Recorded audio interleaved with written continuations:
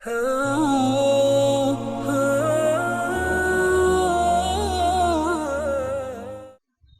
لله وكفى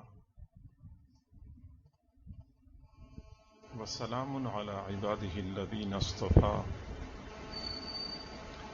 أما بعد فأعوذ بالله من الشيطان الرجيم بسم الله الرحمن الرحيم وقضى ربك ألا تعبدوا إلا إياه وبالوالدين إحسانا وقال تعالى في مقام آخر وإذ أخذنا ميثاق بني إسرائيل لا تعبدون إلا الله وبالوالدين إحسانا وقال رسول الله صلى الله عليه وسلم ألا أنبئكم بأكبر الكبائر الإشراك بالله وعقوق الوالدين واليمين الغموس أو كما قال عليه الصلاة والسلام سبحان ربك رب العزة عما يصفون وسلام على المرسلين والحمد لله رب العالمين اللهم صل على سيدنا محمد وعلى آل سيدنا محمد وبارك وسلم اللهم صل على سيدنا محمد وعلى آل سيدنا محمد وبارك وسلم اللهم صل على سيدنا محمد وعلى آل سيدنا محمد وبارك وسلم.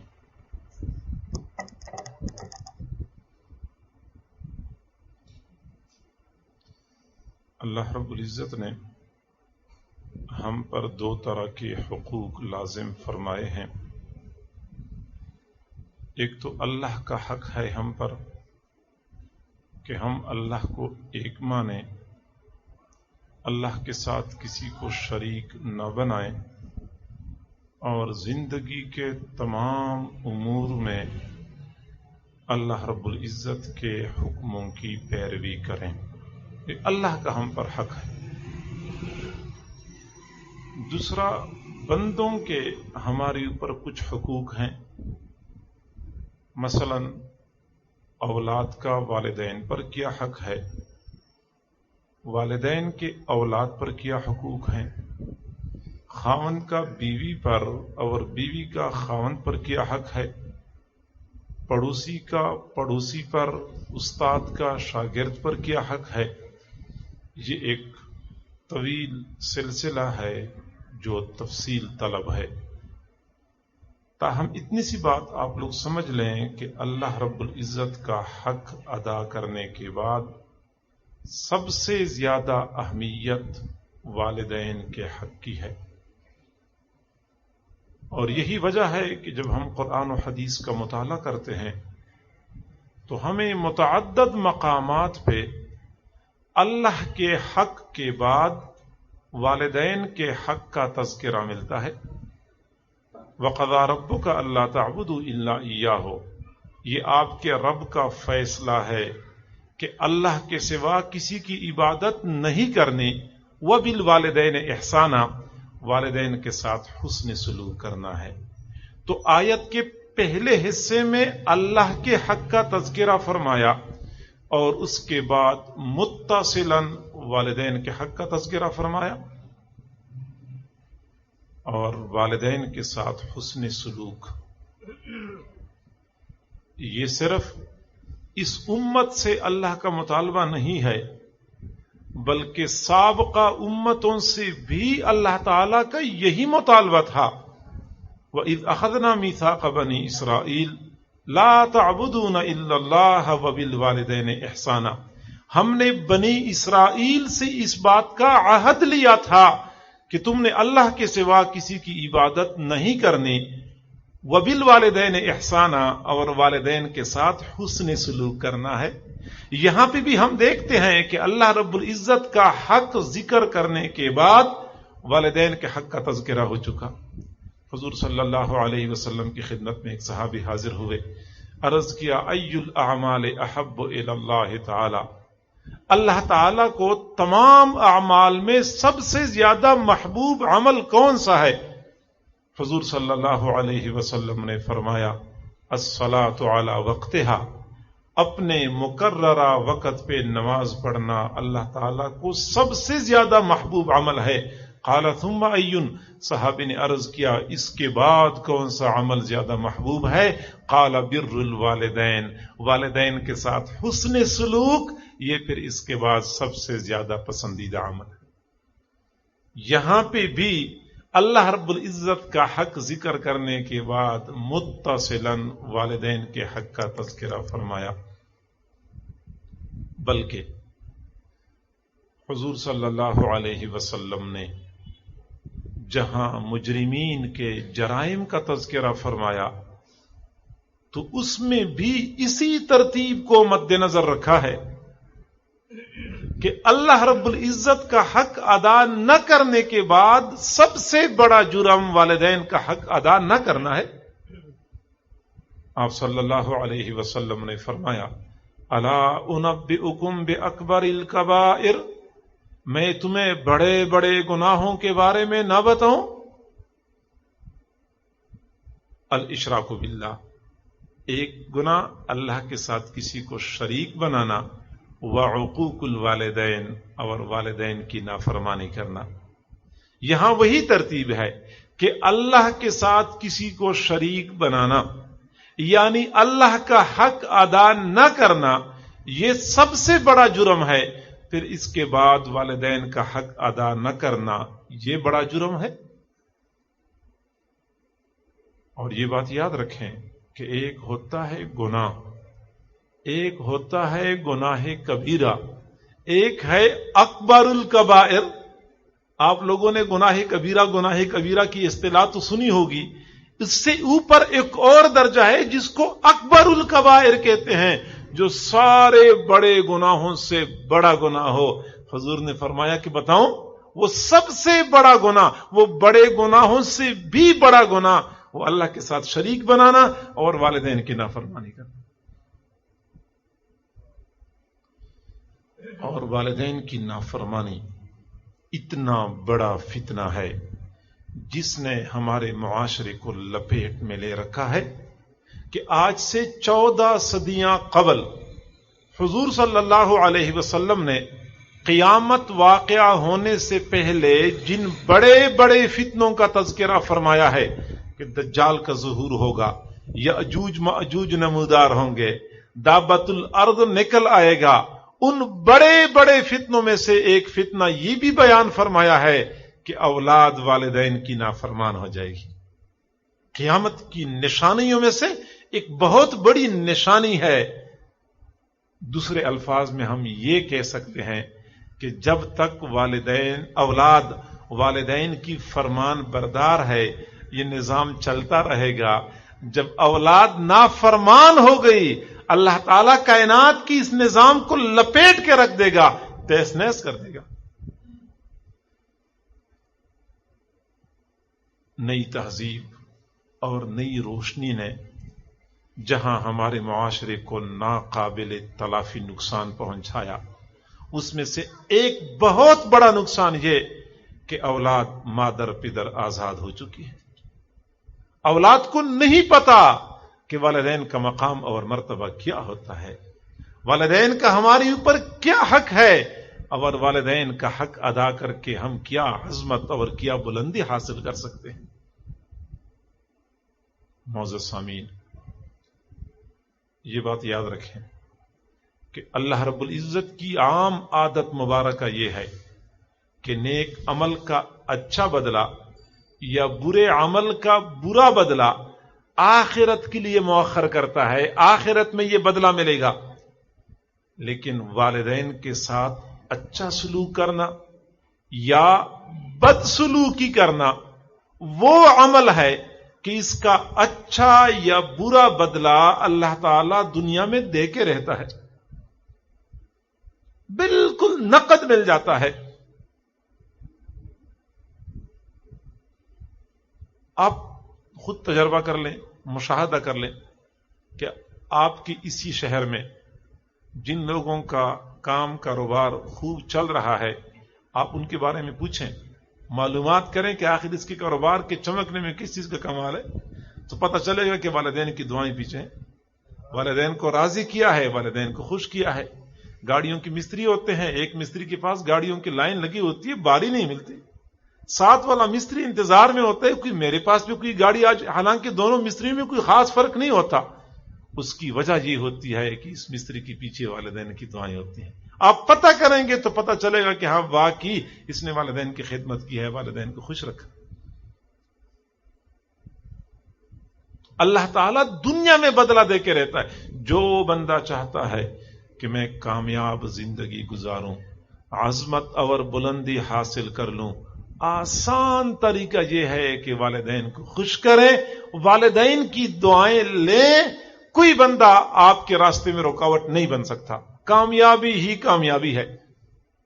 اور اگر والدین کو ناراض کیا، والدین کی نافرمانی کی، تو آخرت کی ذلت اور رسوائی تو مقدر ہے ہی، دنیا میں بھی کبھی اچھا دن دیکھنے کو نہیں ملے گا۔ اور معزز سامعین، والدین کے ساتھ حسن سلوک اتنا باعث اجر ہے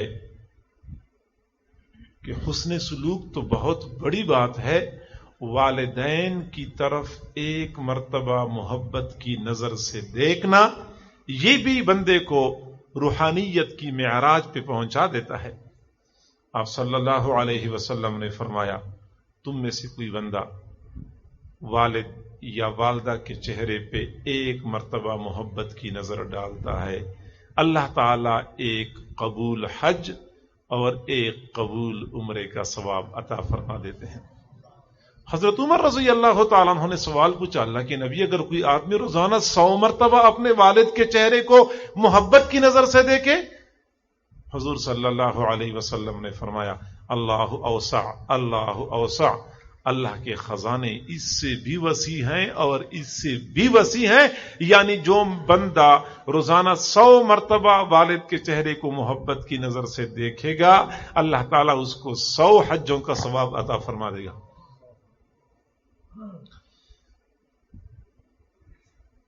بہت سارے لوگ بیت اللہ کو دیکھنے کے لیے بےتاب رہتے ہیں، وظیفے پڑھتے رہتے ہیں، دعائیں کرتے ہیں، کرواتے رہتے ہیں۔ حاجی حضرات حج پہ جاتے ہیں، یہ بیچارے تڑپتے رہتے ہیں کہ ہمیں بھی کبھی اللہ کا وہ خوبصورت گھر دیکھنے کو نصیب ہو جائے، ہمیں بھی یہ سعادت حاصل ہو جائے۔ یقیناً بیت اللہ کی زیارت کرنا، بیت اللہ کا حج کرنا، طواف کرنا سعادت کا باعث ہے، لیکن ہم یہ بات بھول جاتے ہیں کہ ایک تو وہ بیت اللہ ہے جو حرم کی سرزمین پہ واقع ہے، اور ایک وہ بیت اللہ ہے جو میرے والد کی صورت میں میرے گھر میں موجود ہے۔ اس بیت اللہ پہ تک جانے کے لیے لاکھوں روپیہ خرچ کرنا پڑتا ہے، پاپڑ بیلنے پڑتے ہیں، صبر ازما مراحل سے گزرنا ہوتا ہے، طواف کرتے ہیں، سعی کرتے ہیں، عرفات کے میدان میں جاتے ہیں، مینا مزدلفہ میں جاتے ہیں، پھر جب واپس آتے ہیں تو لوگ مبارکباد دیتے ہیں اور حاجی صاحب کہتے بس دعا کرے اللہ قبول کر لے، اللہ قبول کر لے۔ گویا کہ اب بھی قبولیت کا یقین نہیں ہے۔ ایک وہ بیت اللہ والد کی صورت میں، والدہ کی صورت میں ہمارے گھر میں موجود ہے، جس کا طواف نہیں کرنا پڑتا، جس کی خاطر سفر کی مشقتیں نہیں برداشت کرنی پڑتی، صفا مروہ کے درمیان سعی نہیں کرنی پڑتی، صرف ایک مرتبہ محبت کی نظر ڈالنی ہوتی ہے، ایک قبول حج کا ثواب عطا کر دیا جاتا ہے۔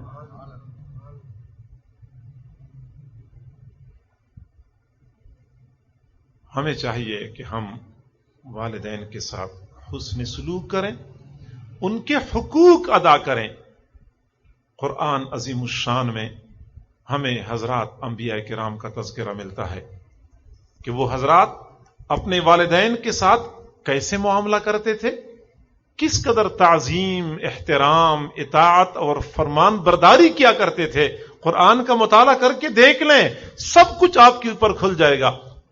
حضرت ابراہیم علیہ السلام وقت کے پیغمبر، موحد اعظم، اور والد آدر بت پرست نہیں، بت فروش، فقط بت فروش نہیں بلکہ کارخانہ بنایا ہوا تھا، بت بنا بنا کے بیچتا تھا، شرک کو رواج دے رہا تھا، یقیناً حضرت ابراہیم علیہ السلام کے لیے ناقابل برداشت تھا، لیکن اس کے باوجود حضرت ابراہیم علیہ السلام اپنے والد کو دین کی دعوت دے رہے ہیں، بھلائی کی طرف بلا رہے ہیں، تانا نہیں دیتے کہ تو مشرک ہے، تو برباد ہو جائے گا، تو ہلاک ہو جائے، نہیں، ابراہیم علیہ السلام نے دعوت دی۔ انداز جو اختیار کیا ہے، اللہ تعالیٰ نے قرآن پاک میں وہ الفاظ جا بجا نقل فرمائے ہیں، یا اباتے، یا اباتے، یا اباتے، ہائے ابا جان، ہائے ابا جان، ہائے ابا جان۔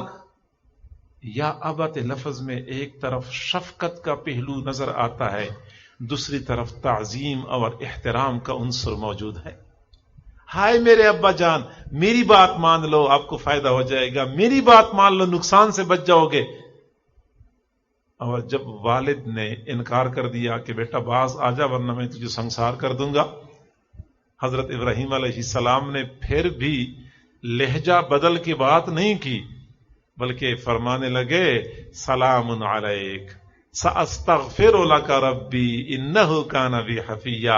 ابا جان میں اب بھی کہتا ہوں کہ آپ کے لیے سلام ہو، میں آپ کے لیے اپنے رب سے مغفرت مانگتا رہوں گا، میرا رب مجھ پہ بہت شفقت کرنے والا ہے۔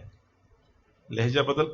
آج خدا نخواستہ والدین میں تھوڑی سی بھی کمزوری ہو دین کے اعتبار سے، نماز میں کمزوری ہے یا کوئی اور رسم رواج کی پابندی کرتے ہیں، اور بیٹا تھوڑا سا دیندار بن گیا، تو وہ بیٹا اپنے والدین کی بے حرمتی کرنا، والدین کے سامنے گستاخی کرنا دین کا حصہ سمجھتا ہے۔ وہ یہ سمجھتا ہے کہ میں جتنا سخت لہجے میں والدین سے بات کروں گا اتنا ہی زیادہ میرے سے اللہ راضی ہو جائے گا، کیونکہ یہ دینی غیرت ہے۔ دینی غیرت اس چیز کا نام نہیں ہے کہ والدین کی گستاخی کی جائے، ان کا دل دکھایا جائے۔ حضرت ابراہیم علیہ السلام سے بڑا غیور کوئی نہیں ہو سکتا، والد کتنا ہی برا کیوں نہ ہو، آزر جتنا برا تو نہیں بن سکتا، بیٹا کتنا ہی نیک کیوں نہ بن جائے، حضرت ابراہیم علیہ السلام جتنا نیک تو نہیں بن سکتا۔ ابراہیم علیہ السلام اپنے والد سے کس لہجے میں بات کرتے ہیں، اور آج کا دیندار نوجوان اپنے والدین کے ساتھ کس گستاخی اور کس شدت کے لہجے میں بات کرتا ہے، زمین و آسمان کا فرق ہے۔ اور یہ دیندار نوجوان مدرسے میں پڑھا تو وہ سمجھتے ہیں کہ بس اب میں ٹھیکیدار بن گیا ہوں جنت کا، اب میں نے ہی یہ سلسلہ فیصلہ میں نے کرنا ہے۔ 2-4 سے روزے لگائے، 2-4 مہینے اللہ کے راستے میں لگا لیے، کسی طریقے سے وہ دین کے ساتھ جڑا تو والدین کی بھی حرمتی کو وہ دین کا حصہ سمجھتا ہے۔ نہیں، حضرت ابراہیم علیہ السلام کا انداز سوچنا چاہیے۔ پھر قرآن پاک میں ہمیں حضرت اسماعیل علیہ السلام کا تذکرہ ملتا ہے۔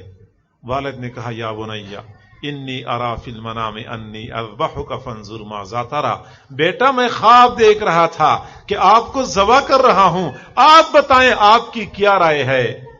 حضرت اسماعیل علیہ السلام فرمان بردار تابعدار بیٹے تھے، لمحہ بھر کے لیے سوچا بھی نہیں، تردد کا مظاہرہ بھی نہیں کیا، پوچھا بھی نہیں کہ ابو میرا کیا جرم ہے، مجھے کیوں ذبح کیا جاتا ہے، آپ اپنے اللہ کو منانے کے لیے کوئی اور طریقہ اختیار کر لیں۔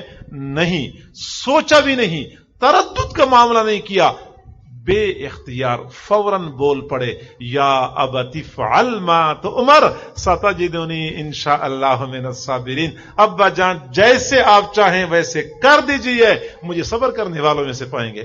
باپ کہتا ہے بیٹا میں نے ذبح کرنا ہے، بیٹا کہتا ہے بیٹا گردن آگے کرتا ہے کہ جلدی کرے دیر نہ کرے۔ فرمان بردار اور تابعدار بیٹا ایسا ہوتا ہے۔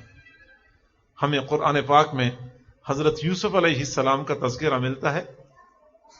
یوسف علیہ السلام مصر کے تخت پہ بیٹھے تھے، والدین کنعان سے اپنے بیٹے سے ملنے کے لیے آئے، نیچے بیٹھنا چاہا، حضرت یوسف علیہ السلام تخت سے نیچے اترے اور والدین کو اپنے ساتھ تخت پہ بیٹھایا، والدین کی تعظیم کی، والدین کا احترام کیا۔ اللہ تعالیٰ کو حضرت یوسف علیہ السلام کا یہ انداز اتنا پسند آیا کہ قرآن عظیم الشان میں اللہ نے جگہ عطا فرمائی اور فرمایا وَرَفَعَ أَبَوَيْهِ عَلَى الْعَرْشِ، حضرت یوسف علیہ السلام نے اپنے والدین کو اپنے ساتھ تخت پہ بیٹھایا۔ اس عمل کا تذکرہ قرآن پاک میں فرمایا۔ قرآن میں ہمیں حضرت یحییٰ علیہ السلام کا تذکرہ ملتا ہے۔ اللہ تعالیٰ فرماتے ہیں وَبَرًّا بِوَالِدَيْهِ، حضرت یحییٰ علیہ السلام اپنے والدین کے ساتھ حسن سلوک کرنے والے تھے۔ قرآن میں ہمیں حضرت عیسیٰ علیہ السلام کا تذکرہ ملتا ہے. حضرت عیسیٰ علیہ السلام کی والدہ حضرت مریم علیہ السلام عفیف اور پاک دامن خاتون، شادی بھی نہیں ہو چکی تھی، کسی مرد سے ملاقات بھی نہیں ہو چکی تھی. اللہ تعالیٰ نے اپنی قدرت دکھائی، بغیر شادی کے، بغیر کسی مرد سے ملاقات کے ویسے ہی حمل ٹھہر گیا. بڑی پریشان تھی، فکر مند تھی کہ لوگ کیا کہیں گے. خیر جب بچی کی ولادت کا وقت قریب آیا، بستی چھوڑ کے بیچاری نکل گئی، جنگل میں چلی گئی. جنگل میں بچہ پیدا ہو گیا. اب پریشان بھی تھی، فکر مند بھی تھی کہ لوگ کیا کہیں گے. بچے کو گود میں اٹھایا ہوا ہے اور بستی کی طرف آ رہی ہیں. بستی والوں نے دیکھا، بول پڑے، یا اخت ہارون ما کان ابوک امرأ سوء وما کانت امک بغیہ. اے ہارون علیہ السلام کی بہن، نہ تو آپ کا باپ برا آدمی تھا، نہ آپ کی والدہ بدکار بد کردار تھی. تو نے یہ کیا؟ یہ بچہ کہاں سے آ گیا؟ فاشارت الیہ، حضرت مریم علیہ السلام نے بچے کی طرف اشارہ کیا. مجھ سے نہ پوچھو، بچے سے پوچھ لو، بچہ خود جواب دے گا. قوم نے کہا، قالوا کیف نکلم من کان فی المہد صبیا، آج پیدا ہونے والا بچہ ہماری کیا بات سمجھ سکے گا، ہمیں کیا بات کا جواب دے گا. لیکن حضرت عیسیٰ علیہ السلام بول پڑے، انی عبد اللہ، میں اللہ کا بندہ ہوں. آتانی الکتاب، اللہ نے مجھے کتاب دی ہے. وجعلنی نبیا، اللہ نے مجھے نبی بنایا ہے. وجعلنی مبارکن اینما کنتو، اللہ نے مجھے برکت والا بنایا ہے. واوصانی بالصلاۃ والزکاۃ ما دمت حیا وبرا بوالدتی، مجھے میرے اللہ نے اپنی والدہ کے ساتھ حسن سلوک کا حکم دیا ہے. حضرت عیسیٰ علیہ السلام اپنی پیدائش کے پہلے دن اعلان فرماتے ہیں کہ مجھے میرے اللہ نے والدہ کے ساتھ اچھا سلوک کرنے کا حکم دیا ہے. اور ہمیں احادیث مبارکہ میں حضور صلی اللہ علیہ وسلم کا تذکرہ ملتا ہے. اب صلی اللہ علیہ وسلم نے فرمایا، لو ادرکت ابوی کلیہما او احدہما وقد افتتحت الصلاۃ، اگر میں اپنے والدین دونوں کو پا لیتا یا دونوں میں سے ایک کو پا لیتا اور میں نماز شروع کر چکا ہوتا اور میرا والد مجھے پکارتا یا میری والدہ مجھے پکارتی، یا محمد صلی اللہ علیہ وسلم، میں نماز پورا کیے بغیر جواب دے دیتا، لبیک یا ابی، لبیک یا امی. سلام پھیرنے کا انتظار ہی نہ کرتا، درمیان میں بول پڑتا، لبیک یا ابی، لبیک یا امی. والدین کا مقام ہوتا ہے. حضرات انبیاء کرام جانتے ہیں کہ والدین کا مرتبہ کیا ہوتا ہے. حق بنتا ہے کہ ہم والدین کی تعظیم کریں، والدین کے حقوق ادا کریں، تاکہ اللہ بھی ہم سے راضی ہو اور ہماری دنیا بھی بن جائے اور آخرت بھی بن جائے. والدین کے ہمارے اوپر 3 طرح کے حقوق ہیں. توجہ کریں گے تو بات سمجھ میں آ جائے گی. والدین کا پہلا حق تعظیم اور احترام ہے کہ ہم والدین کی بے حرمتی نہ کریں. کتنی تعظیم کرنی ہوتی ہے، کتنا احترام کرنا ہوتا ہے.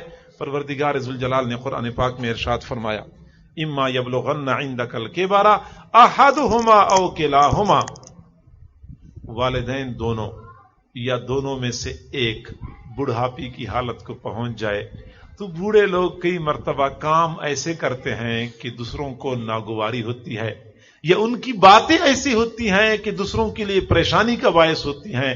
اللہ تعالیٰ فرماتے ہیں، فلا تقل لہما اف، پھر بھی ان کے سامنے اف نہیں کہنا ہے.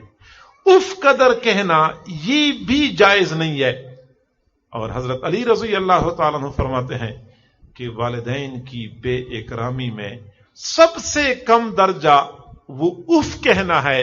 اگر اس سے بھی کم درجے کی کوئی بے اکرامی ہوتی، اللہ تعالیٰ اس کو بھی حرام قرار دیتے. اف بھی نہیں کہنا چاہیے.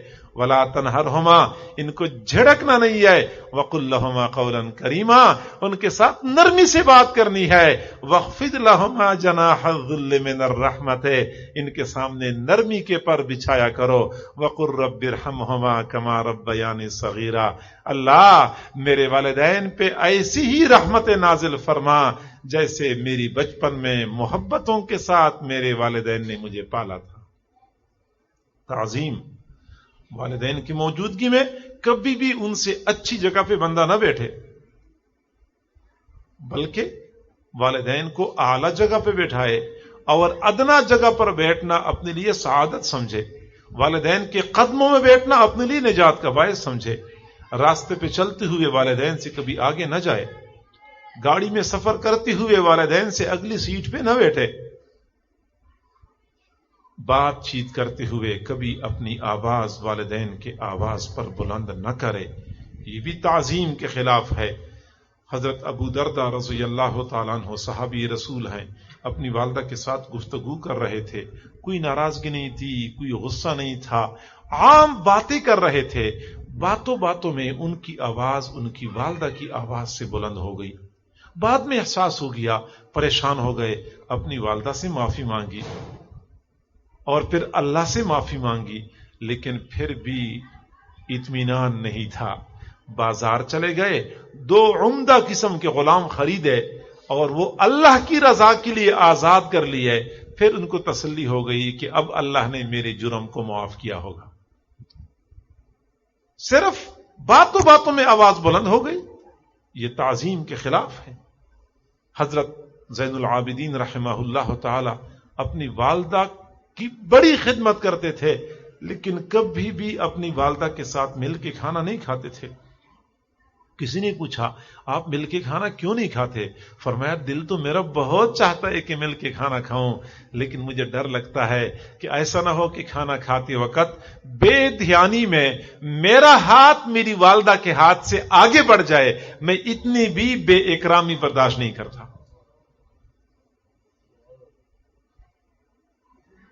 کھانا ہو تو پہلے والدین کھا لیں، بعد میں اولاد کھا لے گی. کسی بھی معاملے میں والدین کی تعظیم میں کمی نہیں کرنی ہوتی. حضرات انبیاء کرام کا یہی طریقہ تھا کہ اپنے والدین کا احترام کیا کرتے تھے. تو تعظیم اور احترام یہ والدین کا پہلا حق ہے. دوسرا حق خدمت اور شفقت. خدمت والدین کی کرنی ہوتی ہے. کتنی کرنی ہوتی ہے؟ اتنی خدمت بندہ کرے کہ دل مطمئن ہو جائے. حضرت عبداللہ بن عمر رضی اللہ تعالیٰ عنہ حج سے فارغ ہو گئے تو ایک نوجوان آیا اور کہنے لگا حضرت میں خراسان سے حج کرنے آیا ہوں. روانہ ہوتے وقت میری والدہ نے کہا کہ میں نے بھی ساتھ جانا ہے. میری والدہ چل کے جا نہیں سکتی تھی، سواری کا انتظام ہی نہیں تھا. میں نے اپنی والدہ کو کندھے پہ سوار کرایا، خراسان سے یہاں تک لے کے آیا، کندھے پہ سوار کرا کے، پھر کندھے پہ سوار کرا کے طواف کرایا، صفا مروہ کے درمیان سعی کرائی، پھر مزدلفہ اور مینا اور عرفات کے میدانوں میں لے گیا. اب دوبارہ طواف کرا چکا ہوں. اب آپ بتائیں کہ میں نے والدہ کی خدمت کا حق ادا کر دیا؟ تو حضرت عبداللہ بن عمر رضی اللہ تعالیٰ عنہ نے فرمایا کہ جب بچہ ماں کے پیٹ میں ہوتا ہے کئی مرتبہ تکلیف اٹھتی ہے، ٹھیس اٹھتی ہے، تو بے اختیار والدہ کی زبان سے آہ نکلتی ہے. ابھی تک آپ نے ایک آہ کا بھی حق ادا نہیں کیا.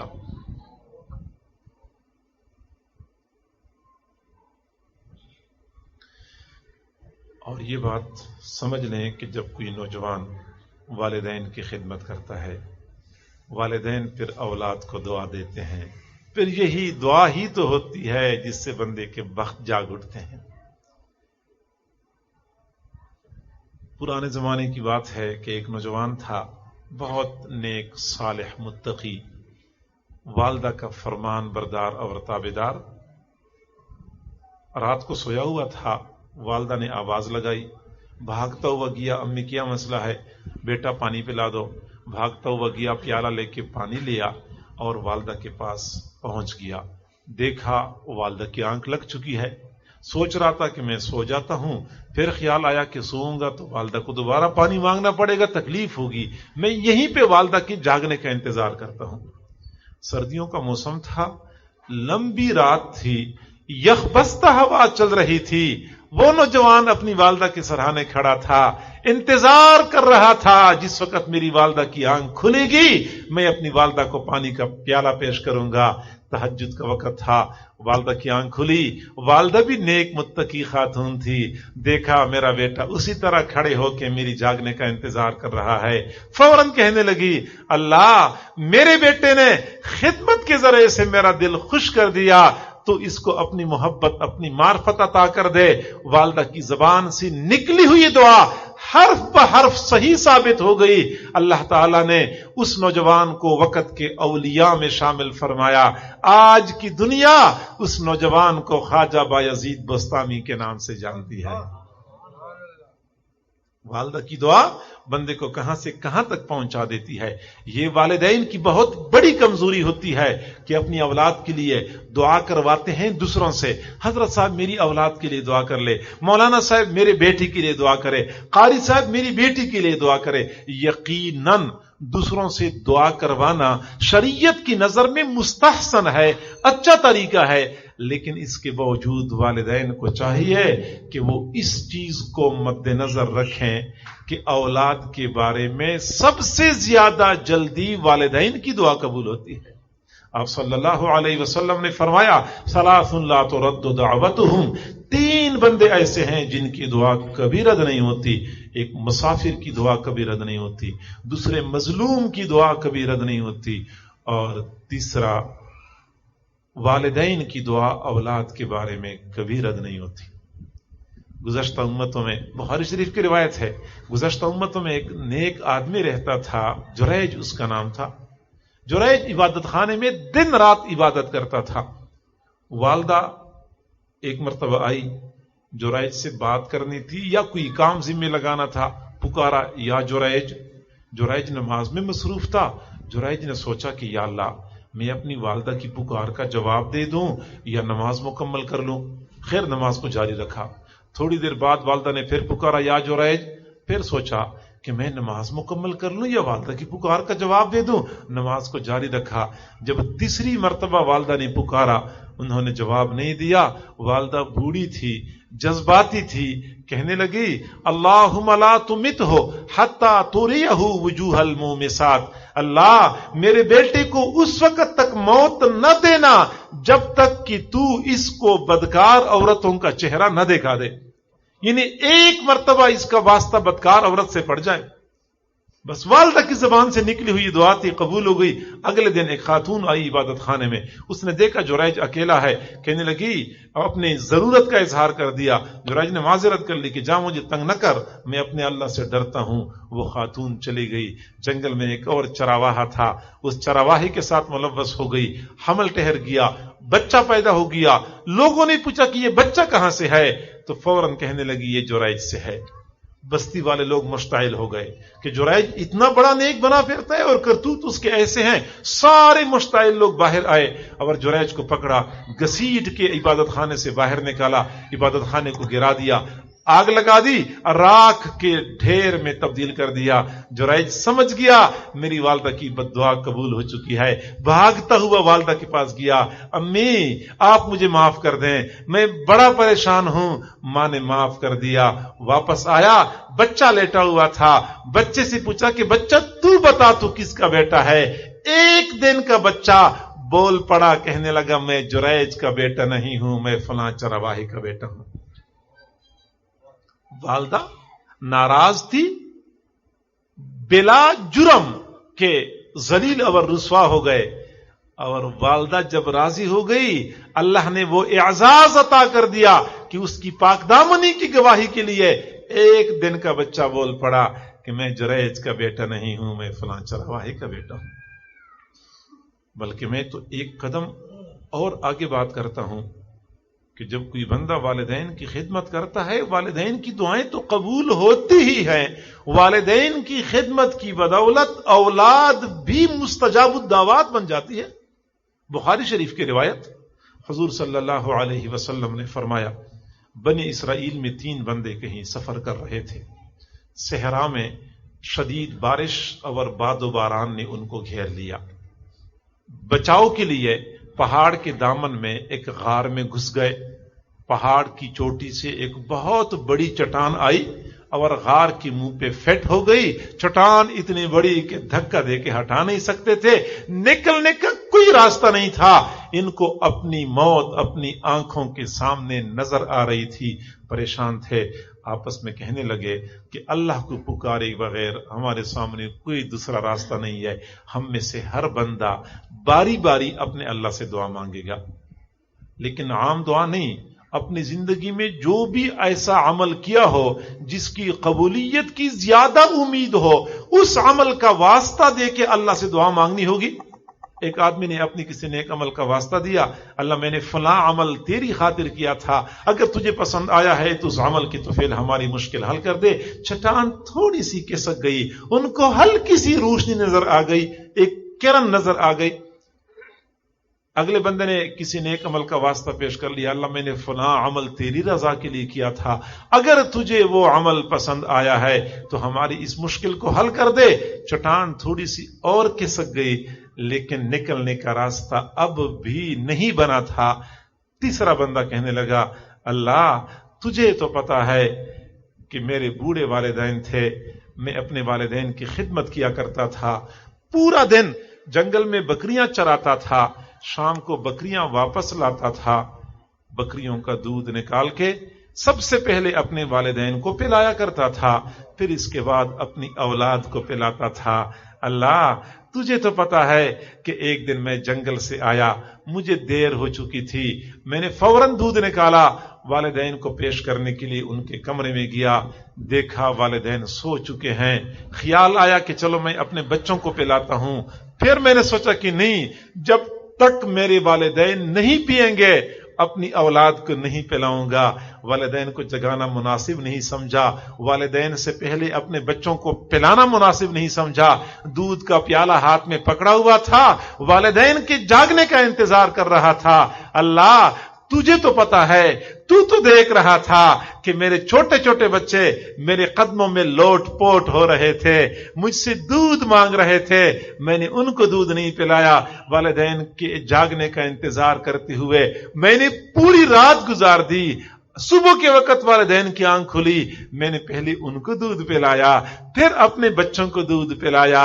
اگر میں نے یہ عمل تیری رضا کے لیے کیا ہے, اس عمل کے وسیلے سے ہماری مشکل حل کر دے. بخاری شریف کی روایت ہے, چٹان ہٹ گئی اور تینوں بندوں کے لیے نکلنے کا راستہ بن گیا. والدین کی خدمت کی بدولت اولاد بھی مستجاب الدعوات بن جاتی ہے. تو والدین کا پہلا حق کہ ہم ان کی تعظیم اور احترام کریں, دوسرا حق والدین کی خدمت کریں, اور تیسرا حق والدین کی اطاعت کریں, فرمان برداری. والدین حکم دیں تو سوچے بغیر, تردد کیے بغیر والدین کا حکم ماننا چاہیے, بشرطے کہ وہ حکم شریعت کے حدود کی خلاف ورزی پر مبنی نہ ہو. حضرت عبداللہ بن عمر رضی اللہ تعالیٰ عنہ کو ان کے والد حضرت عمر رضی اللہ عنہ نے حکم دیا کہ اپنی بیوی کو طلاق دے دو. حضرت عبداللہ بن عمر طلاق دینے میں تردد ظاہر کر رہے تھے, چاہت نہیں تھی کہ میں بیوی کو طلاق دے دوں. حضرت عمر نے حضور صلی اللہ علیہ وسلم کو شکایت کی کہ میں اپنے بیٹے سے کہتا ہوں کہ بیوی کو طلاق دے دو, وہ طلاق نہیں دے رہا. حضور نے حضرت عبداللہ بن عمر کو بلایا اور فرمایا, اطع اباک وطلقھا, اپنے والد کی بات مان لو اور بیوی کو طلاق دے دو. حضرت عبداللہ بن عمر نے بیوی کو طلاق دے دی. ایک دوسرے مقام پہ حضور صلی اللہ علیہ وسلم نے فرمایا, وَلَا تَعُقَّنَّ وَالِدَيْكَ وَإِنْ أَمَرَاكَ أَن تَخْرُجَ مِنْ أَهْلِكَ وَمَالِكَ, اپنے والدین کی نافرمانی نہیں کرنی, اگرچہ آپ کے والدین آپ کو یہ کہہ دیں کہ اپنے اہل و عیال کو چھوڑ دو, اپنے مال اسباب کو چھوڑ دو, پھر بھی والدین کی بات ماننی ہے. تو یہ حدیث بھی دلالت کرتی ہے کہ والدین کی بات ماننی ہے, اگرچہ والدین کہہ دے کہ بیوی کو طلاق دے دو. اور بخاری شریف کی روایت ہے, حضرت ابراہیم علیہ السلام شام میں رہتے تھے اور حضرت اسماعیل علیہ السلام مکہ مکرمہ میں رہتے تھے. بہت عرصہ گزر گیا، ابراہیم علیہ السلام کا ارادہ پیدا ہو گیا کہ میں جا کے اپنے بیٹے کا پتہ تو کر لوں کہ وہ کس حال میں ہے۔ مکہ مکرمہ سب پہنچ گئے، حضرت اسماعیل علیہ السلام کے گھر کا پتہ کیا، لوگوں نے پتہ بتا دیا، ان کے گھر میں پہنچ گئے۔ حضرت اسماعیل علیہ السلام نے چونکہ شادی کی ہوئی تھی، ابراہیم علیہ السلام جو ہی گھر میں داخل ہو گئے، ایک خاتون کو دیکھا تو وہ سمجھ گئے کہ یہ میری بہو ہے اور ان کی بیوی ہے۔ پوچھا کہ آپ کے خاوند کہاں ہیں؟ انہوں نے جواب دیا کہ وہ تو شکار کرنے کے لیے گئے ہوئے ہیں۔ حضرت ابراہیم علیہ السلام نے پوچھا کہ آپ لوگوں کی زندگی کیسے گزر رہی ہے؟ کہنے لگی بہت سختی میں، بہت تنگی میں زندگی گزر رہی ہے، بہت مشقتوں میں زندگی گزر رہی ہے۔ حضرت ابراہیم علیہ السلام نے فرمایا کہ میں واپس جا رہا ہوں، جب آپ کے خاوند آ جائیں تو ان کو میرا سلام کہہ دینا اور ان سے کہنا کہ دروازے کی چوکھٹ تبدیل کر لے، دروازے کی چوکھٹ تبدیل کر لے۔ ابراہیم علیہ السلام چلے گئے۔ حضرت اسماعیل علیہ السلام جب گھر میں آئے تو بیوی نے کہا کہ ایک بزرگ تشریف لائے تھے اور وہ کہہ رہے تھے کہ میری طرف سے سلام قبول کریں اور دوسری بات یہ کہ دروازے کی چوکھٹ تبدیل کر لے۔ حضرت اسماعیل علیہ السلام نے فرمایا کہ یہ میرے خاوند، میرے والد تھے، انہوں نے مجھے حکم دیا ہے کہ میں آپ کو طلاق دے دوں، جا تجھے طلاق ہے، والدین کے گھر چلے جا۔ سوچا بھی نہیں کہ میری بیوی کا جرم کیا ہے، میری بیوی کی غلطی کیا ہے۔ ابراہیم علیہ السلام کا حکم ملا، ملتی ہی فوراً بیوی کو طلاق دے دی اور اپنے میکے میں بھیج دیا۔ کافی عرصہ گزرنے کے بعد حضرت اسماعیل علیہ السلام نے ایک اور شادی کر لی۔ ابراہیم علیہ السلام ملنے کے لیے آئے، دوبارہ دیکھا کہ اسماعیل علیہ السلام گھر میں موجود نہیں ہے۔ اپنے بہو سے ملاقات ہو گئی، بہو نے نہیں پہچانا ابراہیم علیہ السلام کو، ابراہیم علیہ السلام نے اپنی بہو کو پہچان لیا۔ فرمایا کہ میں نے واپس جانا ہے، جب آپ کا خاوند گھر میں آ جائے ان کو میرا سلام کہہ دینا۔ ہاں، اس خاتون سے پوچھا، بہو سے پوچھا کہ آپ لوگوں کی زندگی کیسے گزر رہی ہے؟ کہنے لگے الحمدللہ بہت راحت کے ساتھ، بہت آسانی کے ساتھ گزر رہی ہے۔ ابراہیم علیہ السلام نے فرمایا کہ میں نے واپس جانا ہے، جب آپ کے خاوند آ جائیں تو ایک تو ان کو میرا سلام کہہ دینا اور ان سے کہنا کہ دروازے کی چوکھٹ کو برقرار رکھے۔ حضرت اسماعیل علیہ السلام آئے، بیوی نے پیغام پہنچایا، انہوں نے فرمایا کہ یہ میرے والد صاحب تھے، انہوں نے مجھے حکم دیا ہے کہ اپنی بیوی کو اپنے پاس روکے رکھے، لہذا آپ مستقل طور پہ میرے پاس رہو گی۔ تو یہاں آپ دیکھیں کہ حضرت اسماعیل علیہ السلام نے اپنے والد کے حکم پہ سوچے سمجھے بغیر فوراً اپنی بیوی کو طلاق دے دی۔ اور پہلے میں نے 2 حدیثیں پیش کی تھی کہ بیوی کو طلاق دینی ہوتی ہے اگر والدین کہیں۔ اب ذرا اس مسئلے کی فقہی تفصیل بھی سمجھ لیں۔ اگر ہم یہ کہہ دیں کہ ہمیشہ کے لیے اولاد پابند ہے کہ والدین کا حکم مانے گی، اگرچہ وہ کہہ دے کہ بیوی کو طلاق دے دے، اگر ہم اولاد کو پابند قرار دے دیں پھر تو شاید ہی کسی کا گھر بس سکے۔ ہر والدہ بیٹے سے کہتی ہے، تھوڑی سی بھی ناراض ہو گئی کہتا ہے کہ فارغ کر دو اس کو، بھیج دو اس کو، مجھے برداشت نہیں ہے، میرا گزارا نہیں ہوتا۔ والد بھی کئی مرتبہ بیچارہ حوصلہ ہار بیٹھتا ہے، وہ بھی یہ باتیں کرتا ہے، تو پھر تو کسی کا بھی گھر نہیں بس سکے گا۔ فقہی مسئلہ کیا ہے سمجھ لیں، توجہ کریں۔ خواتین کو شاید یہ بات ناگوار گزر رہی ہوگی کہ والدین کے کہنے پہ خاوند اپنی بیوی کو طلاق کیوں دے، والدہ کے کہنے پہ خاوند اپنی بیوی کو طلاق کیوں دے۔ تو خواتین کو چاہیے کہ وہ یہ بھی سوچ لینا کہ آج وہ بہو ہے تو کل اس نے ساس بھی تو بننا ہے، تو آج کسی اور کا حکم چلتا ہے تو کل اس کا حکم چلے گا، یہ تو باری ہے، باری باری اللہ تعالیٰ ہر کسی کو موقع دیتا ہے۔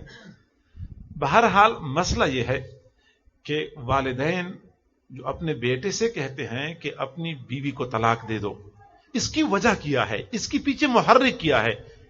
محرک یہ ہو سکتا ہے کہ وہ بہو دیندار بہت ہے، ایک تو پردہ کرتی ہے، دیور سے پردہ، جیٹھ سے پردہ، خاوند کی بہنوئی سے پردہ، خاوند کے چچا سے پردہ۔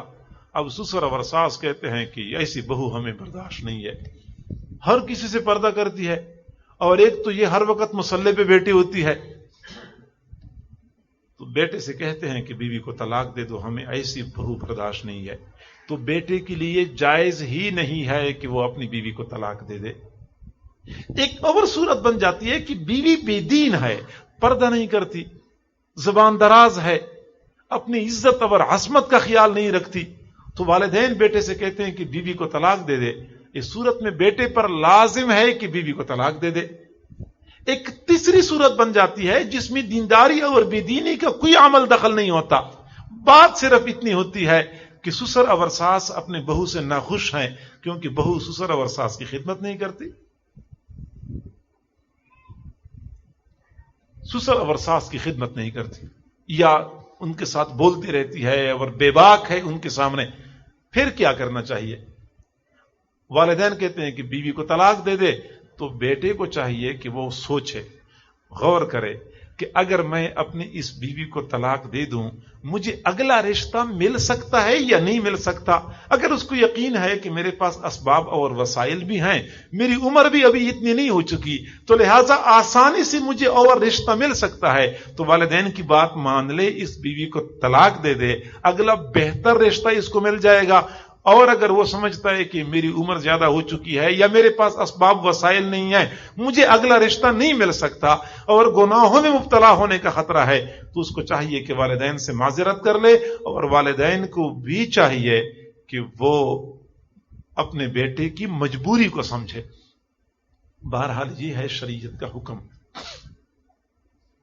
تو حق بنتا ہے کہ اولاد والدین کی اطاعت کرے، فرمان برداری کرے، خدمت میں بھی پیش ہو، تعظیم اور احترام میں بھی سب سے آگے ہو، اور اطاعت فرمان برداری میں بس والدین کے حکم کا انتظار کرے، وہ حکم دے تو فوراً بندہ حکم کی تعمیل کے لیے روانہ ہو جائے. اور اگر ہم والدین کے ان حقوق کو ادا نہیں کریں گے تو یہ والدین کی نافرمانی ہو جائے گی، یہ والدین کا عقوق ہو جائے گا، والدین کی ناراضگی کا باعث بنے گا.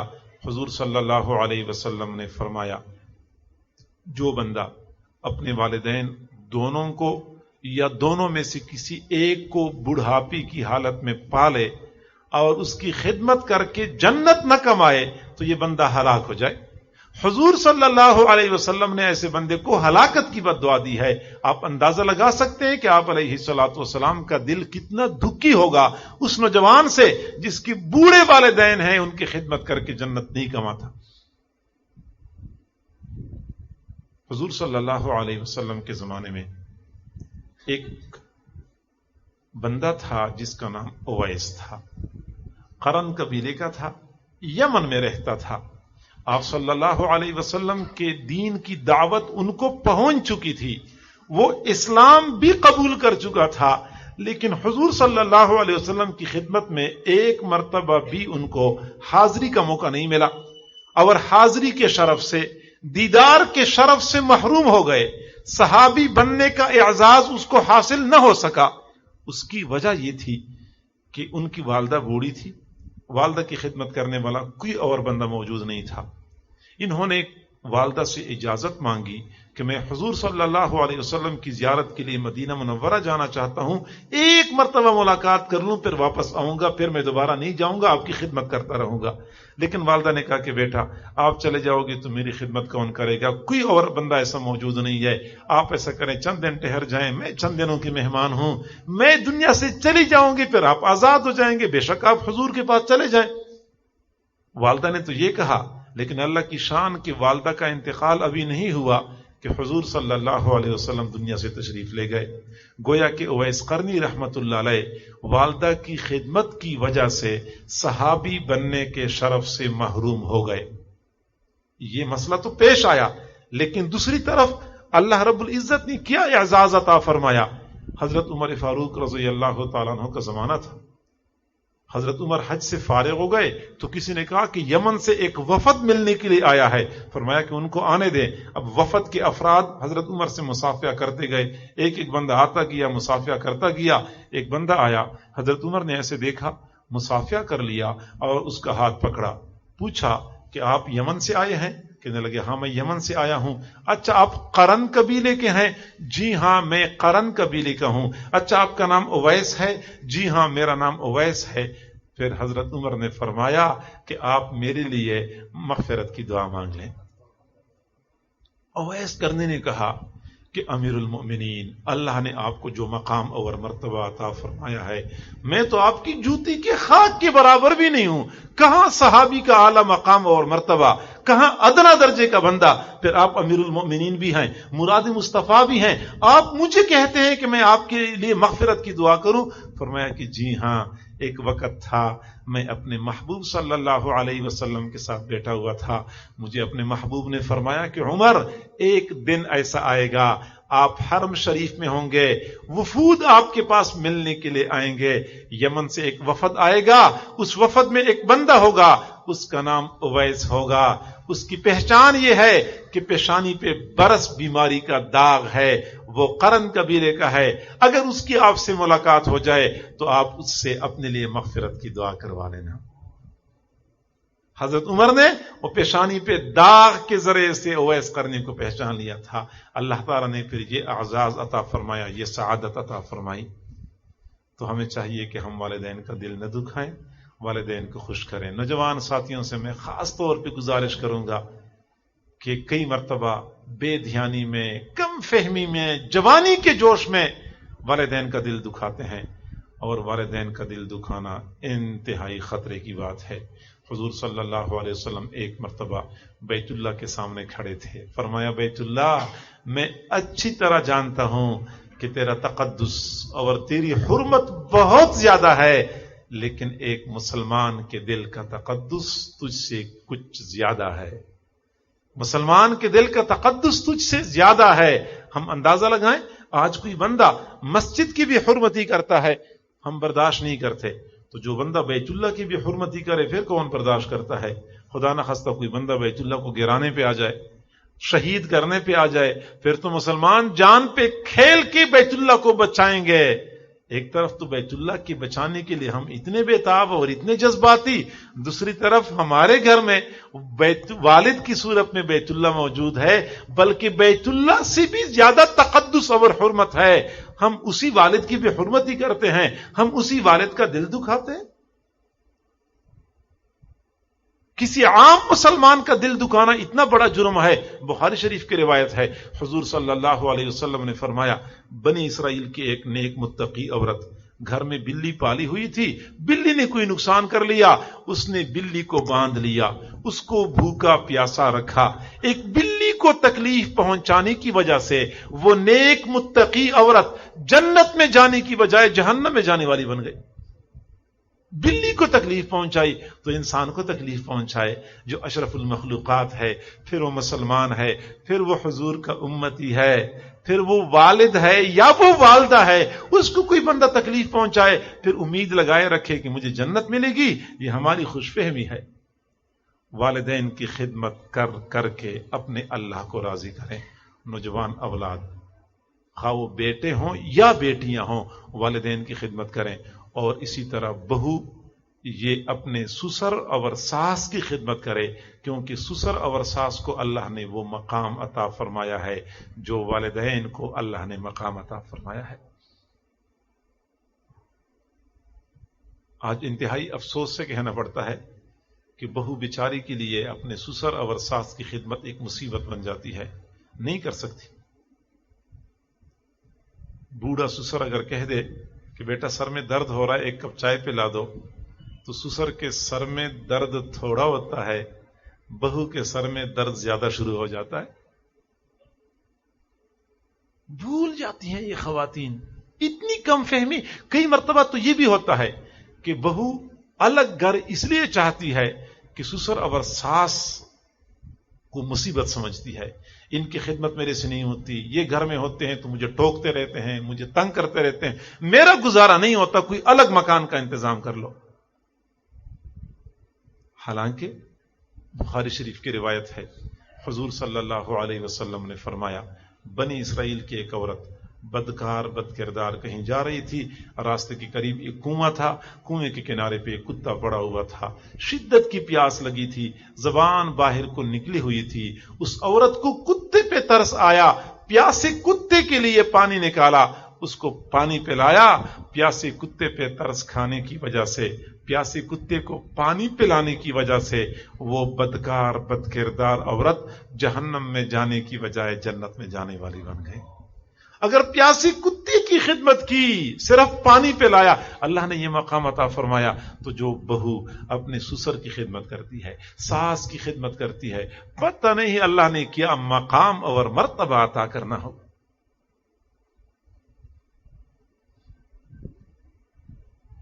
ان کو چاہیے کہ اپنے بوڑھے سسر، بوڑھی ساس کو اللہ رب العزت کی جانب سے رحمت سمجھیں اور جنت کمانے کا ذریعہ سمجھیں۔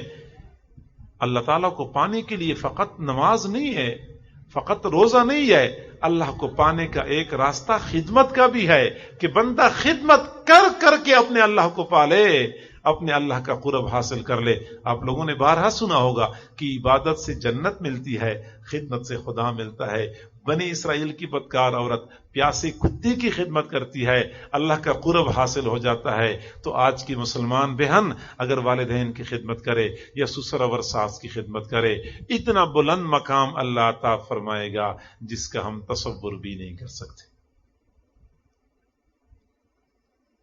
حضرت یحییٰ بن قزعہ رحمہ اللہ فرماتے ہیں کہ ہم ایک مرتبہ سفر پہ جا رہے تھے، ایک بستی کے قریب ہم نے پڑاؤ ڈالا، رات کا وقت تھا، سونے کے لیے لیٹ گئے، ابھی لیٹے تھے، آنکھ لگی ہی تھی کہ قریب قبرستان سے گدھے کی آوازیں آنا شروع ہو گئیں، زور زور سے آوازیں نکال رہا تھا۔ ہم اٹھ کے بیٹھ گئے، آنکھ کھل گئی، کافی دیر کے بعد گدھے کی آوازیں خاموش ہو گئیں، ہم لیٹ گئے، ابھی آنکھ لگی ہی تھی کہ پھر قبرستان سے گدھے کی آوازیں آنا شروع ہو گئی۔ ہم حیران تھے کہ اللہ کیا مسئلہ ہے، پوری رات اسی طرح گزار دی، آنکھ لگتی تھی، گدھے کی آوازیں آنا شروع ہو جاتی تھی، ہماری آنکھ کھل جاتی تھی۔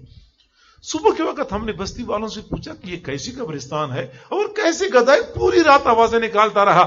تو لوگوں نے کہا کہ بات تو بتانے کی نہیں ہے، لیکن چونکہ آپ لوگ پوچھ رہے ہیں تو ہم بتا دیتے ہیں کہ ہماری بستی میں ایک نوجوان تھا جو اپنی بوڑھی ماں کا اکلوتا بیٹا تھا اور کوئی نہیں تھا، والدہ کا نافرمان، بات نہیں مانتا تھا۔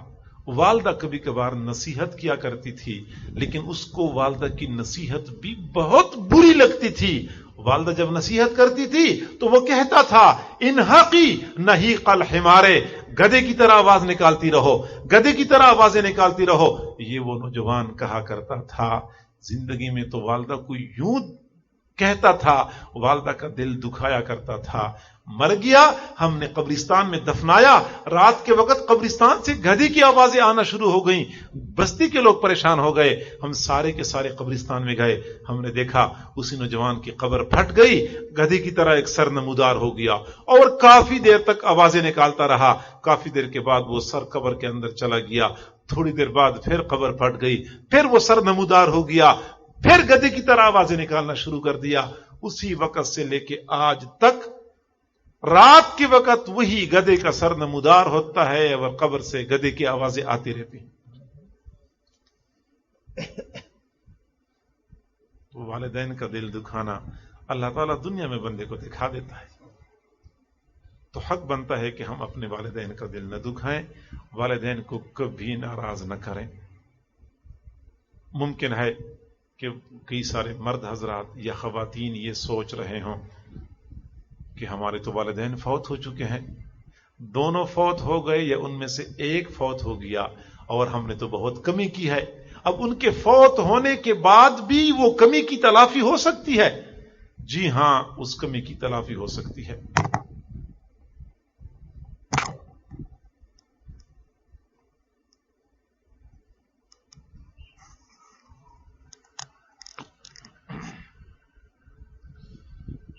کمی کی تلافی ہو سکتی ہے۔ ایک طریقہ تو یہ ہے کہ والدین کو مقبول اوقات میں دعاؤں میں یاد رکھیں، اس طرح کمی کی تلافی ہو جائے گی۔ دوسرا طریقہ یہ ہے کہ والدین کو ایصال ثواب کرتے رہیں۔ کسی بھی نیک عمل کا ثواب والدین کو بخشا جا سکتا ہے، نماز پڑھی، روزہ رکھا، تلاوت کی، ذکر اذکار کیے، کسی بھکاری کو کچھ دیا، مسجد میں کچھ دیا، مسجد میں جھاڑو دیا، یا راستے سے کوئی ضرر رسان چیز ہٹائی، یہ سارے اعمال باعث ثواب ہیں۔ راستے پہ چل رہے تھے، रोड़ा पड़ा हुआ था, पांव के ठोकर से रोड़े को हटा लिया, फिर आप कह सकते हैं कि अल्लाह इसका सवाब मेरे वालिद को पहुंचा दे, इसका सवाब मेरी वालिदा को पहुंचा दे। आप एक जगह पे खड़े हैं, मोटरसाइकिल वाला बंदा आया, मोटरसाइकिल रोक ली और आपसे कहा कि मैंने फलां जगह पे जाना है, किधर से रास्ता जाता है, आपने उसको रास्ता बता दिया, ये भी सवाब का काम है, इसका सवाब भी आप वालिदैन को बख्श सकते हैं। घर के अंदर खवातीन घर के मर्दों की खिदमत करती है, ये खिदमत करना मुस्तकिल सवाब का काम है, ये सवाब भी वालिदैन को बख्शा जा सकता है। तो कोई भी सवाब वालिदैन को बख्शें, इस इसाले सवाब से वो जो पहले हक में कमी हो चुकी है उसकी तलाफी हो जाएगी।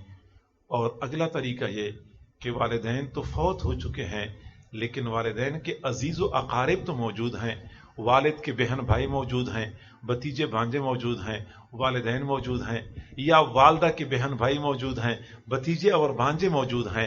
अगर आप ये चाहते हैं कि वालिदैन का दिल खुश हो जाए, वालिदैन की रूह खुश हो जाए, तो वालिदैन के अजीज व अकारिब के साथ अच्छा सलूक करें, इससे भी उस कमी की तलाफी हो जाएगी। हजरत अब्दुल्ला बिन उमर रज़ियल्लाहु तआला अन्हु ऊंट पर सवार थे, सफर कर रहे थे। एक नौजवान को देखा, नंगे पैर नंगे सर चल रहा है। हजरत अब्दुल्ला बिन उमर ऊंट से नीचे उतरे, उस नौजवान को जूते पहनाए और अपने साथ ऊंट पर सवार कराया। लोगों ने कहा कि आपने इस नौजवान के साथ इस कदर ताजीम और एहतराम वाला मामला क्यों किया? हजरत अब्दुल्ला बिन उमर ने फरमाया कि तफसील तो मुझे भी मालूम नहीं है, अलबत्ता इतनी सी बात है कि इस नौजवान का वालिद मेरे वालिद का दोस्त था। अपने वालिद की रूह को खुश करने के लिए मैंने उनके दोस्त के बेटे के साथ अच्छा सलूक किया। कमाल ये होता है औलाद का कि वालिद साहब फौत हो गए लेकिन वालिद के जो दोस्त थे, अहबाब थे, उनके साथ वो साबका मरासिम को बरकरार रखे, उन मरासिम को, उन ताल्लुकात को खत्म ना होने दे। इससे वालिदैन की रूह खुश हो जाती है, बंदा वालिदैन के सामने सुरखरू हो जाता है। तो चाहिए कि हम वालिदैन की ताजीम करें, एहतराम का मामला करें, उनका दिल न दुखाएं। मेरे पास एक SMS आया, वो लिखने वाला लिखता है कि मां तब भी रोती थी जब बेटा खाना नहीं खाता था, और मां अब भी रोती है जब बेटा खाना नहीं देता है। एक वक्त था, बच्चा छोटा था, बात बात पे नाराज हो जाता था, मैंने सब्जी नहीं खानी, मैंने दाल नहीं खानी, घर से निकल जाता था मुंह बना के। घर के सारे अफराद खाना खा लेते थे लेकिन मां बेचारी खाना नहीं खाती थी, उसको खाना अच्छा नहीं लगता था। वो सोचती थी कि मेरे बेटे ने खाना नहीं खाया, मेरे बेटे को दाल अच्छी नहीं लगती, मैं रोजाना छोटा गोश्त कहां से बेटे को खिला सकती हूं। बेचारी रोती रही। घर के सारे अफराद ने खाना खा लिया, मां ने खाना नहीं खाया। बेटी ने कहा, अम्मी आपने दोपहर को भी ठीक तरह से खाना नहीं खाया था, अब तो कम से कम खाना खा लो। मां कहती थी, बेटा आपके भाई ने खाना नहीं खाया, मैं सोचती हूं पता नहीं उसको खाने को कुछ मिला होगा या नहीं मिला होगा, मेरा भी खाना खाने को दिल नहीं करता।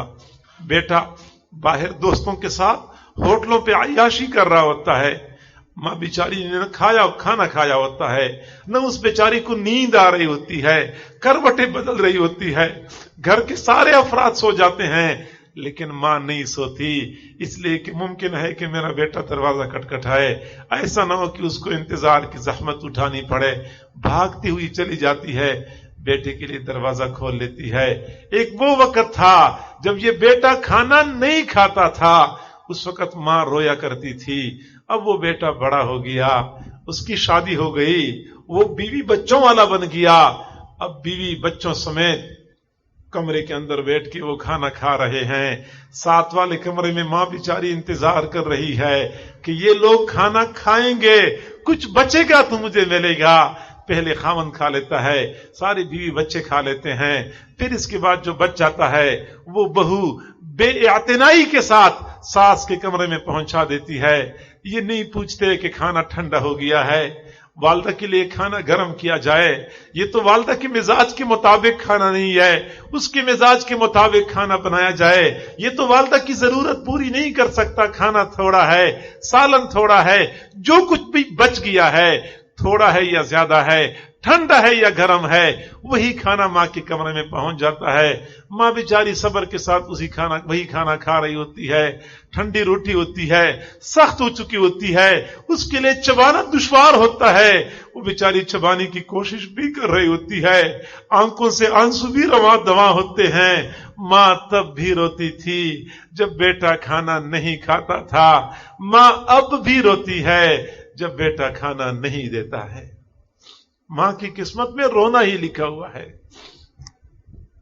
औलाद भूल जाती है कि वालिदैन के दिल में औलाद के लिए क्या जज्बात होते हैं, और पता तब चलता है कि जब औलाद खुद साहिब औलाद हो जाती है, फिर उनको पता होता है कि औलाद के लिए दिल में क्या जज्बात होते हैं। हमारे इलाके में एक अजीब वाकया पेश आया। एक नौजवान कमरे की छत पे काम कर रहा था। बाप ने देखा कि दोपहर का वक्त है, गर्मी सख्त हो गई, तो बेटे से कहा कि बेटा नीचे आ जा, काम बस कर दे, जोहर के बाद जब गर्मी कम हो जाएगी दोबारा काम शुरू कर लेना। बेटे ने कहा अब्बू जी बस थोड़ा सा काम रहता है, वो काम करके मैं नीचे आता हूं। थोड़ी देर बाद वालिद ने फिर देखा सहन में खड़े होकर बेटा उसी तरह काम कर रहा है। फिर कहने लगा बेटा मैं तुझे कहता हूं नीचे आ जा, काम बस कर दो, जोहर के बाद काम कर लेना। उसने कहा बस बेटा अब्बू थोड़ा सा काम रहता है, वो काम करके मैं आ जाता हूं। थोड़ी देर बाद वालिद ने फिर देखा बेटा उसी तरह काम कर रहा है और नीचे नहीं आ रहा, तो वालिद कमरे के अंदर चला गया। कमरे में पोता लेटा हुआ था चारपाई पे, और ये पोता उस बेटे का बेटा था जो कमरे की छत पे काम कर रहा था। अपने पोते को उठा लिया और सहन में चारपाई पे लेटा दिया। गर्मी का मौसम था, ऊपर से बेटा बोल पड़ा अब्बू जी इस बच्चे को तो अंदर कर दो, बहुत शदीद गर्मी है, बहुत धूप है, अंदर कर दो, बच्चा बीमार हो जाएगा। तो बाप बोल पड़ा कि जब तक मेरा बेटा नीचे नहीं आएगा उस वक्त तक आपका बेटा भी साए में नहीं जाएगा। आप नहीं बर्दाश्त करते कि आपका बेटा धूप में हो, मैं कहां बर्दाश्त करता हूं कि मेरा बेटा धूप में हो। तो पता तब चलता है जब बंदा खुद साहिब औलाद होता है। लिखने वाला लिखता है सख्त गर्मी का मौसम था, मैं पसीने में शराबूर अपने घर में दाखिल हो गया। सामने बीवी का दुपट्टा पड़ा हुआ था, मैंने बीवी के दुपट्टे से पसीना साफ करना चाहा। मैंने दुपट्टा उठाया ही था कि बीवी बोल पड़ी होए ये दुपट्टा गंदा न करो। मैंने वो दुपट्टा वहीं पे छोड़ दिया। साथ मेरी वालदा का दुपट्टा रखा हुआ था, मैंने वालदा का दुपट्टा उठाया, पसीना साफ करना चाहा। वालदा दूर से बोल पड़ी नहीं बेटा ये दुपट्टा गंदा है, मैं आपके लिए साफ कपड़ा लेके आती हूं, आप साफ कपड़े से अपना पसीना साफ कर लेना। तो चाहिए कि हम वालिदैन के जज्बात की कदर करें, उनका दिल न दुखाएं।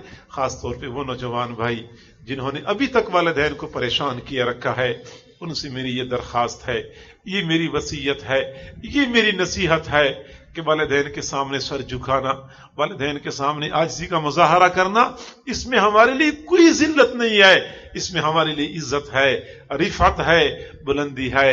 वालिदैन से माफी मांगनी चाहिए।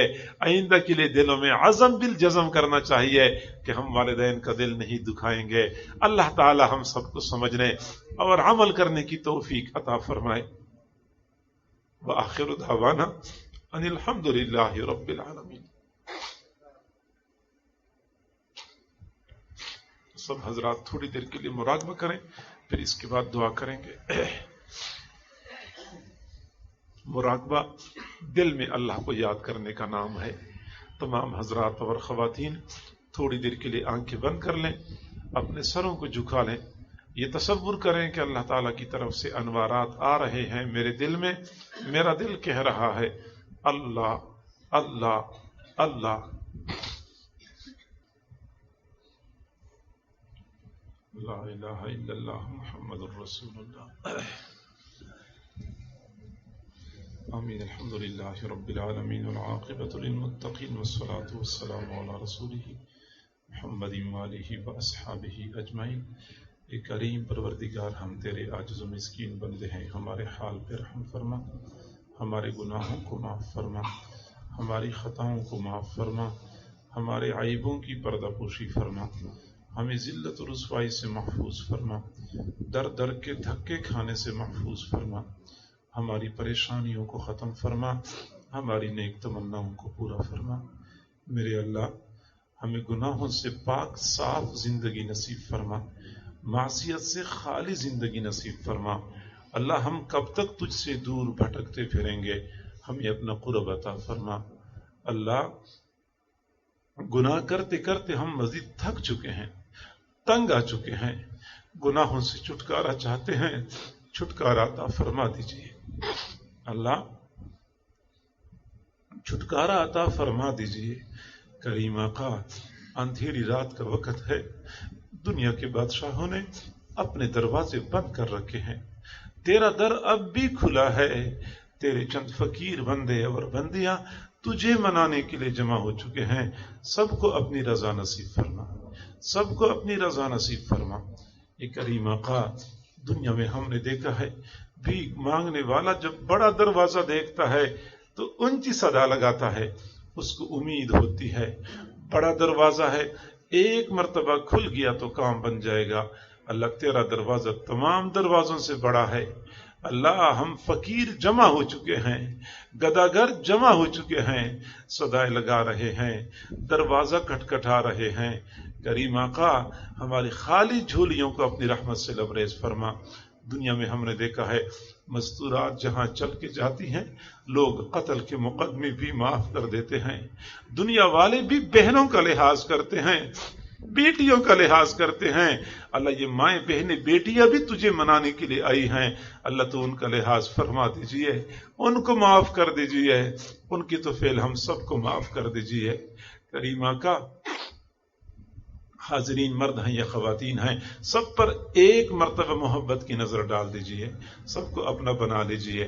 اللہ بے روزگاروں کو روزگار عطا فرما، بے اولادوں کو اولاد عطا فرما، بے گھروں کو اپنے گھر عطا فرما، جن کے رزق کی تنگی ہے ان کی تنگیوں کو دور فرما، جن کے گھریلو پریشانیاں ہیں پریشانیوں کو ختم فرما، جو مصائب و آلام کا شکار ہیں ان کو مصائب و آلام سے چھٹکارا نصیب فرما، جو بیمار ہیں یا جن کے گھروں میں بیمار ہیں اللہ ان کو شفا عطا فرما، شفا کامل عاجلہ مستمر نصیب فرما، سب کو سکون اور چین کی دولت سے مالا مال فرما، جن کے گھروں میں جوان بچے بچیاں ہیں والدین کو ان کے فرض ادا کرنے آسان فرما، جن کو مناسب رشتے نہیں ملتے اللہ ان کے لیے مناسب رشتوں کا انتظام فرما۔ میرے اللہ، جن کی اولاد نافرمان ہے اللہ اولادوں کو ہدایت نصیب فرما۔ کریم آقا، نوجوان اولاد جو بوڑھے ماں باپ کی نافرمانی کرتی ہے، والدین کے دلوں پہ کیا گزرتی ہوگی، وہ کس کو دل کے دکھڑے سنائیں، وہ کس کے سامنے آنسو بہائیں۔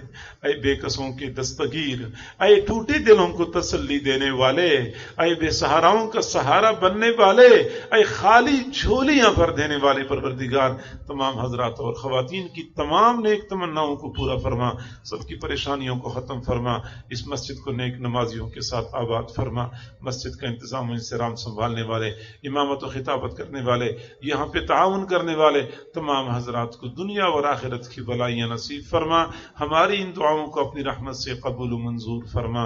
وصلی اللہ تعالی علی خیر خلقہ محمد وآلہ واصحابہ اجمعین برحمتک یا ارحم الراحمین۔